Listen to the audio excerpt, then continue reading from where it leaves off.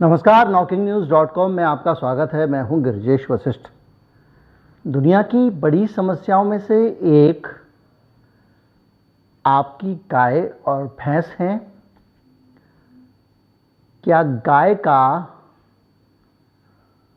पादना, एक ऐसा शब्द बोल रहा हूं जो कि शायद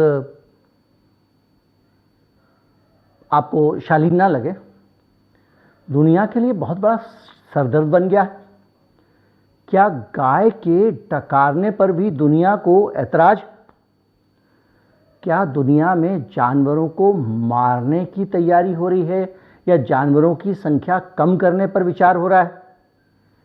क्या इंसान पालतू जानवरों को अपने लिए एक खतरा समझने लगा है? आज इस पे बात करेंगे और ये समझने की कोशिश करेंगे कि दुनिया भर के बहुत सारे देश मिलके किस तरह जानवरों से छुटकारा पाने के कार्यक्रम में लगे हुए हैं और किस तरह से उन्हें जानवरों की एक एक डकार और गोबर से निकला गैस का एक एक बुलबुला भारी पड़ता है। कहीं मत जाइए, चैनल को सब्सक्राइब कर लीजिए, बहुत डिटेल साइंटिफिक इंफॉर्मेशन मिलने वाली है। मैं अभी आया।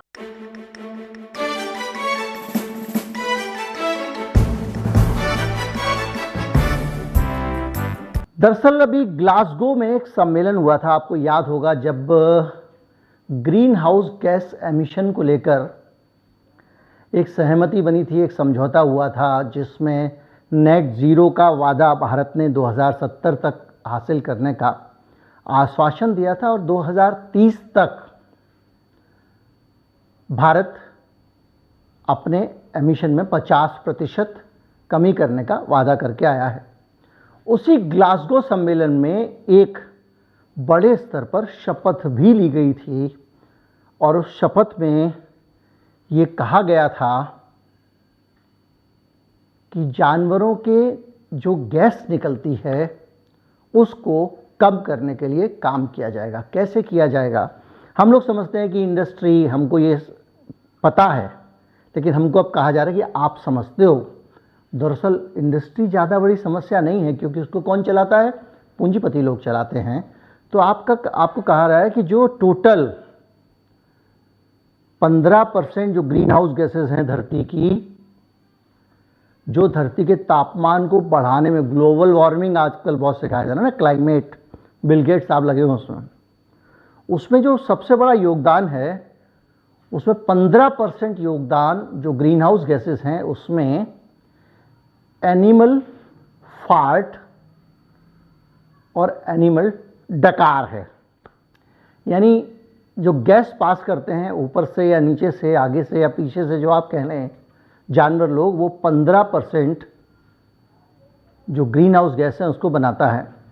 और उनका कहना है कि ये जो फार्ट है, इसके ज़रिए जानवर के जो गैस निकलती है वो कार्बन डाइऑक्साइड के मुकाबले 80% ज़्यादा पावरफुल है धरती की गर्मी को वातावरण में जाने से रोकने के मामले में। यानी जो धरती की गर्मी है, जब ये ऊपर जाती है वातावरण में, तो उसके नीचे जो ग्रीन हाउस गैसेस हैं, उन गैसेस में ये कार्बन डाइऑक्साइड से 80 गुना ज़्यादा शक्तिशाली है। और ये 20 साल तक, जब भी ये रिलीज होती है उसके बाद 20 साल तक वातावरण में बनी रहती है और गर्मी को ऊपर जाने से रोकती है। ये है मीथेन, जो जीवित प्राणियों के अंदर से निकलती है। अब इसको लेकर जो डाटा आया है वो ये कह रहे हैं कि cattle is a major contributor to methane emission from 142 metric tons in 2022। यानी 142 मीट्रिक टन गैसें 2022 में वातावरण में छोड़ी गई थी। कहाँ से? जानवरों के जरिए। कौन से जानवर? पालतू जानवर, कैटल, मतलब ये गाय भैंस वगैरह वगैरह। और ये जो मात्रा है, अब आप गौर करिएगा, ये ऑयल सेक्टर से 3 गुनी ज़्यादा है। यानी जो ग्लोबल वार्मिंग हो रही है उसके लिए ऑयल सेक्टर से भी 3 गुना ज़्यादा कुछ जिम्मेदार है। तो वो ये गाय भैंस है, गौ माता हैं। और ये कह रहे हैं कि इंटरनेशनल एनर्जी एजेंसी का ये डाटा है, हमारा डाटा नहीं है। ग्लासगो में जो मैंने बताया कि सम्मेलन हुआ था, तो उसमें ये शपथ ली गई थी कि 30% मीथेन कम करेंगे। एक प्लेज था, एक शपथ ली थी सभी ने मिलके। और सबसे ज़्यादा उसको लेकर न्यूजीलैंड जो है तैयारी कर रहा है, और न्यूजीलैंड ने अपने यहाँ लोगों के ऊपर उनके यहाँ मीटर लगा देगा कि जिसके यहाँ पे ज़्यादा निकली गैस उसको टैक्स देना पड़ेगा। तो जो वहाँ एनिमल फॉर्म है, दूसरी जगह वहाँ मीटर लगा के चेक किया जाएगा, बेटा कौन ज़्यादा मीथेन छोड़ रहा है, और उसके आधार पर टैक्स लगेगा। और न्यूजीलैंड में जो आधी खतरनाक गैसें आती हैं वो खेत से आती हैं। आपको लगता होगा जनरेटर से, डीजल से, पेट्रोल। तो एक बार बताओ भैया कि अगर ये सब कुछ जानवरों से ही आना है तो ये जो बैटरी वाली कारों में क्यों बावले हुए पड़े हो भैया?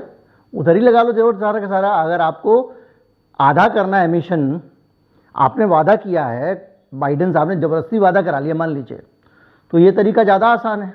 अब ये तरीका क्या क्या है, इसको अगर आप देखें तो थोड़ा आगे और जाएंगे। जर्मनी और इटली यूरोप का 1/4 बीफ पैदा करते हैं और दूध पैदा करते हैं, तो इसके कारण भी बहुत सारा ग्रीन हाउस गैसेस का एमिशन होता है। यानी अगर आप जो मीट खा रहे हो, अब यूरोप में क्या है कि वहाँ जो बर्गर है उसमें सबसे ज़्यादा बीफ इस्तेमाल होता है, तो जो बीफ है उससे ज़्यादा वेजिटेरियन बर्गर डबल महंगा है। अब लोगों की टेंशन ये है कि अगर इस तरह से बहुत ज़्यादा सख्ती होने लगेगी तो ये बीफ वाला बर्गर भी जो है वो ग्रीन बर्गर के मुकाबले पहुंच जाएगा। और ये कह रहे हैं कि जो दुनिया में समस्या है ग्रीन हाउस गैसेस की, उसमें live stock are responsible for warping the methane equivalent to 3.1 gigatons of carbon dioxide. Gigaton 3.1 gigaton carbon dioxide के बराबर मीथेन जानवरों के अंदर से निकल जाती है। अब आपको अचानक ये सारी बातें सुन के लग रहा होगा सारी दुनिया की समस्या की जड़ तो भाई साहब जानवर ही है, हम तो इंडस्ट्री को मान के बैठे थे। अब इस साइंस के अंदर आपके पास में कोई और विकल्प नहीं है कि इसको मान लें, या आपके पास कोई समानांतर बड़ा विकल्प हो।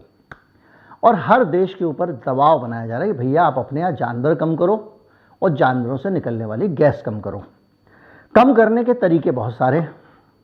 अब देखिए जैसे ये एक आर्टिकल है, ये कह रहा है why India is neglecting its methane problem, largest emitter of the potent green house gas, India is hesitant to join global phase down efforts. दरअसल हुआ क्या है कि भारत में तो हम गौ माता वाले हैं।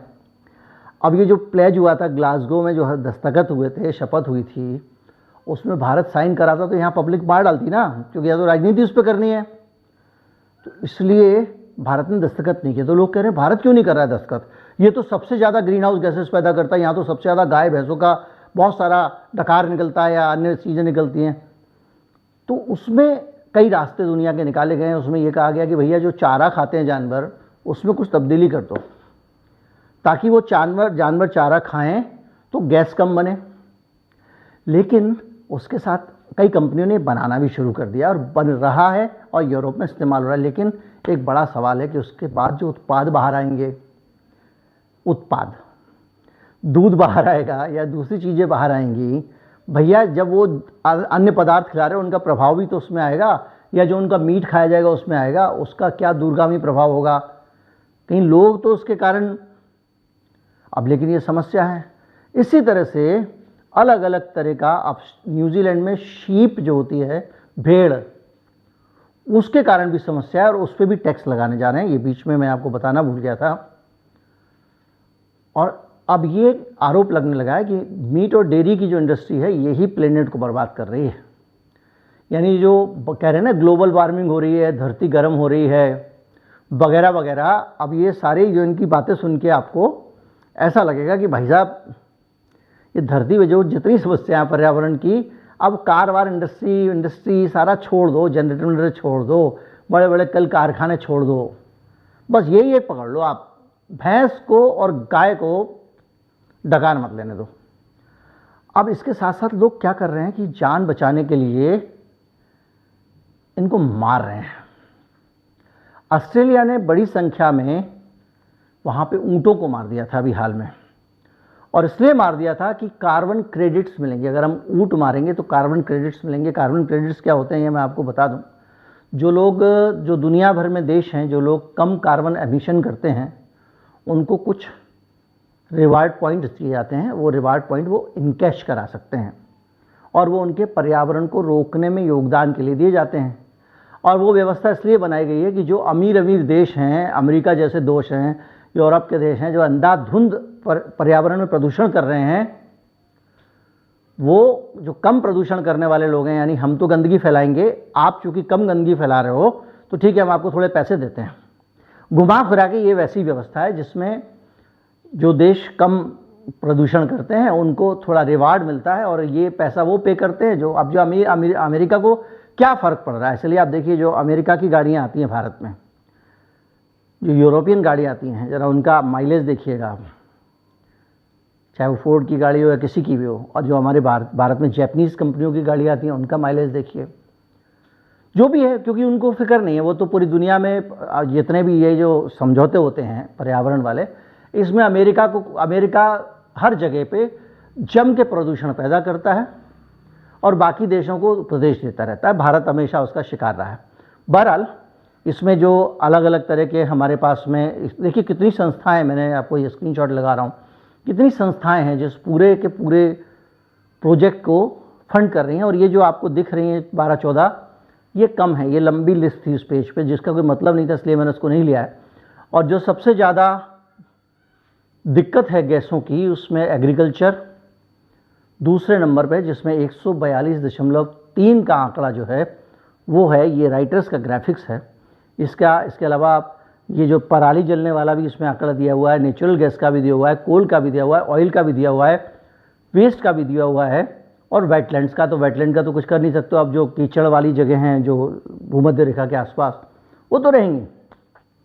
लेकिन उसके बाद नंबर 2 पे सबसे ज़्यादा अगर कोई प्रदूषण हो रहा है तो वो एग्रीकल्चर के कारण हो रहा है, और एग्रीकल्चर के अंदर पशुपालन भी शामिल है।